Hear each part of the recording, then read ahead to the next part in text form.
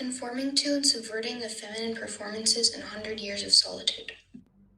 Colombian author Gabriel Garcia Marquez, winner of the Nobel Prize, is credited with writing many works. This includes the novel 100 Years of Solitude, which is set in the fictional city Macondo. The story follows the Buendia family, namely Jose Arcadio Buendia and his wife Ursula, over 7 generations, observing their family's growth and the lives of the subsequent generations. Thus, themes including solitude, love, and fate are presented. Because Ursula reveals herself to be an independent and fearless leader, while simultaneously being hindered by societal ideas and standards set for women, the perpetuation and subversion of gender roles is presented. As a result, the feminist lens, which examines such gender roles, is used to examine Ursula's behavior in her environment.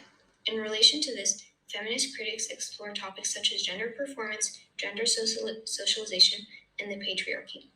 According to Ashley Crossman, gender is a social classification based on one's identity, presentation of self, behavior, and interaction with others. Based on this, men are pushed by society, namely authority figures and media, to fulfill more industrial, strength-related occupations, while women are expected to lead more passive, domestic positions, which is known as gender socialization.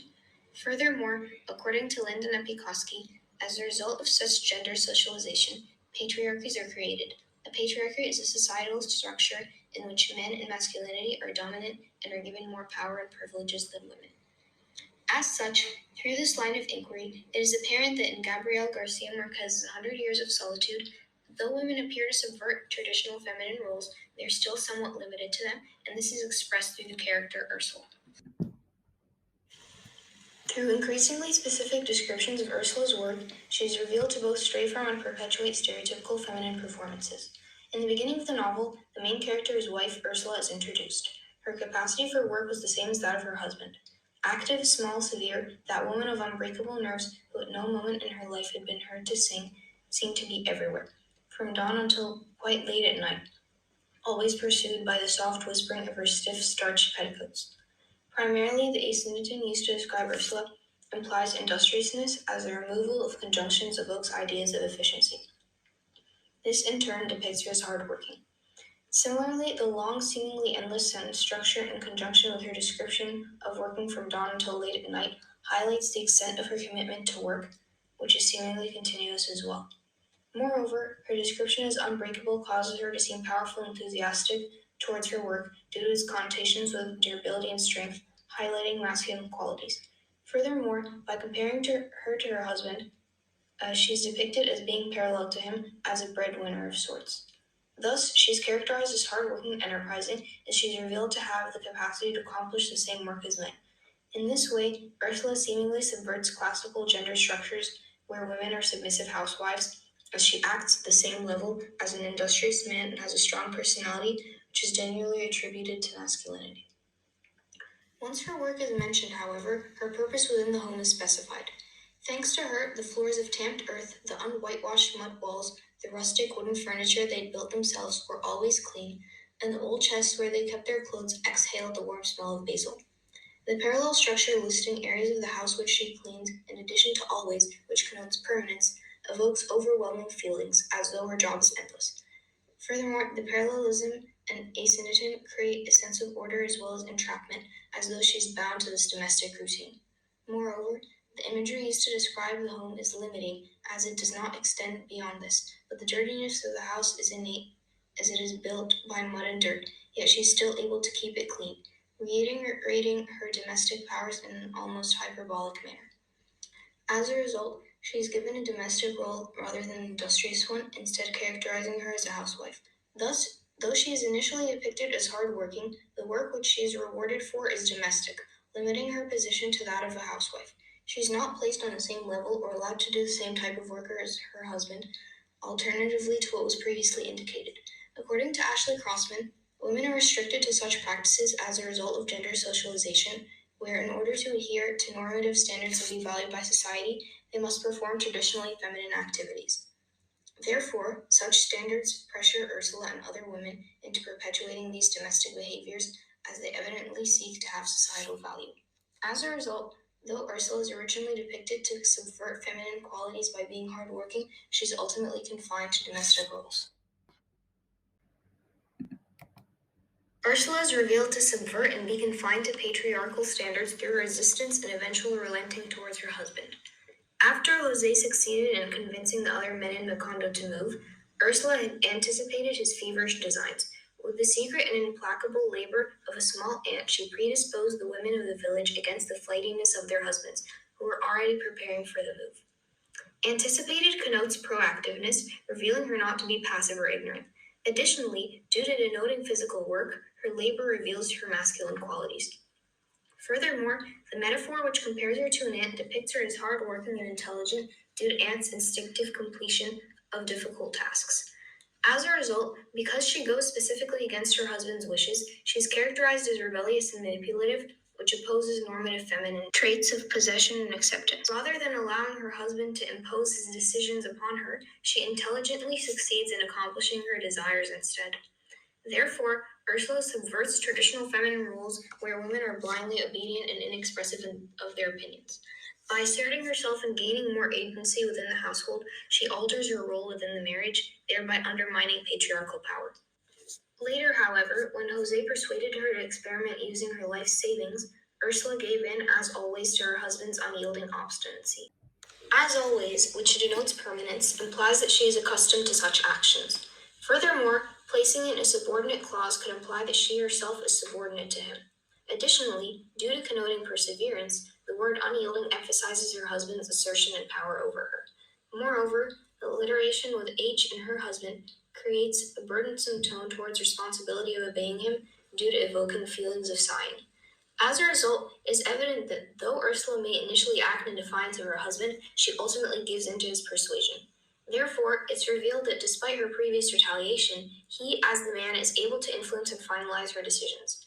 Because of Jose's traditional patriarchal traits, he overpowers Ursula and pushes her to agree to his unintelligent experiments. Thus, he confines her to the obedient and submissive gender performances that are societally expected of her. Under the patriarchy, women must conform to the needs and desires of men. It establishes the idea that the ultimate reason for a woman's survival is to serve a man's household. Because of this, women like Ursula feel obliged to grant their husband's requests as they perceive it to be their main purpose. By opposing her husband's wishes but yielding eventually, Ursula is revealed to both challenge and conform to traditional gender structures. Through the ways in which she renovates her home, Ursula is both freed from and trapped by societally established feminine traits.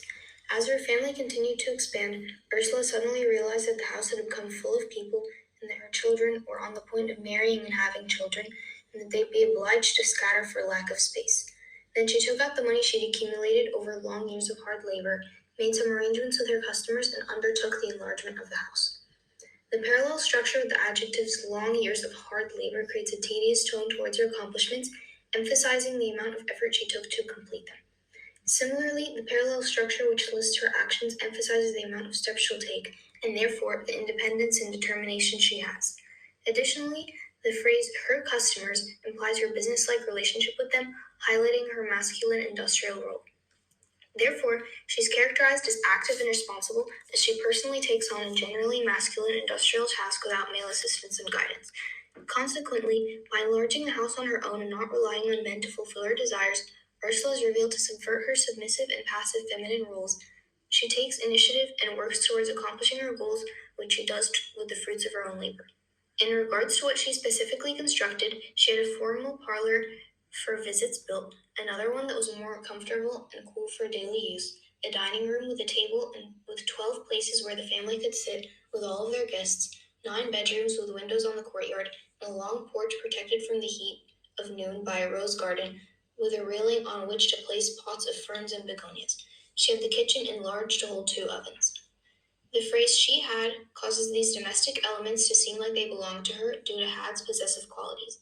Additionally, the visual imagery describing the house depicts areas where she'll care for her family, namely the parlor, dining room, bedrooms, and kitchen, highlighting the maternal and therefore feminine activities expected to be accomplished in them.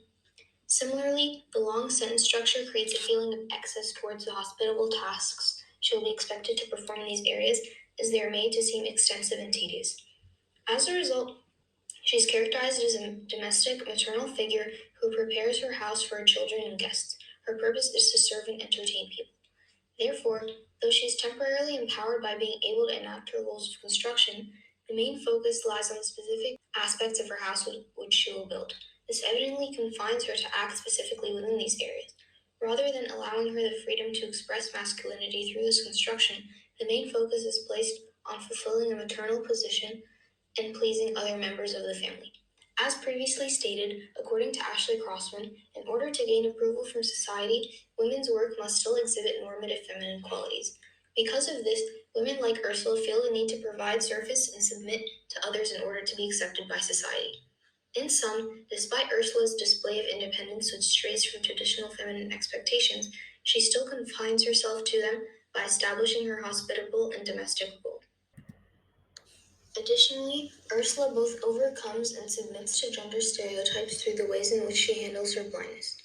Later in the novel, when Ursula began to realize she was going blind, she did not tell anyone about it because it would have been a public recognition of her uselessness. She concentrated on a silent schooling in the distances of things and people's voices so that she would still be able to see with her memory what the shadows of her cataracts no longer allowed her to. She was saved finally from the shame of admitting defeat, and she knew with so much certainty the location of everything that she herself forgot that she was blind at times. By repressing her perceived weakness, she displays masculine traits, as such concealment is generally attributed with masculinity. Furthermore, concentrated schooling and discover create a semantic field of education, thereby implying her intelligence in developing such a system. Moreover, certainty emphasizes her confidence and proficiency due to connoting strong beliefs. Additionally, saved implies that she preserves her ability to work and therefore her usefulness due to denoting the redemption from harm. By persevering rather than remaining passive and useless, which are generally attributed with femininity, she is saved from admitting defeat. Rather, she is able to defeat her blindness. By inventing this system on her own, it is revealed that she desires to remain active and continue benefiting society, characterizing her as independent and assertive. This is furthered by the fact that not only does she overcome her disability, she also uses these active masculine qualities to her advantage. As a result, Ursula evidently does not follow traditional gender expectations as she relies on herself to adapt to her new circumstances. She educates herself, a privilege that is generally reserved for men, and is able to defeat what would have hindered many. In terms of how she utilized her discoveries, however, in the darkness of the room, she was able to thread a needle and sew a buttonhole, and she knew when the milk was about to boil. The polysyntheton emphasizes the amount of things she's still capable of performing due to the excess of conjunctions. Alternatively, however, tasks such as threading a needle, sewing, and boiling milk create a semantic field of femininity, highlighting the types of tasks she's able to complete.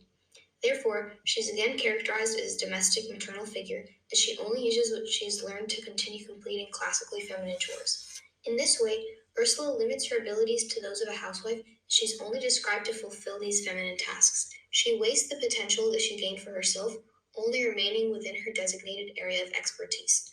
This might indicate that she was accustomed to regularly performing such activities preceding her blindness, and as a result, has not even considered performing masculine actions in an effort to appear normal.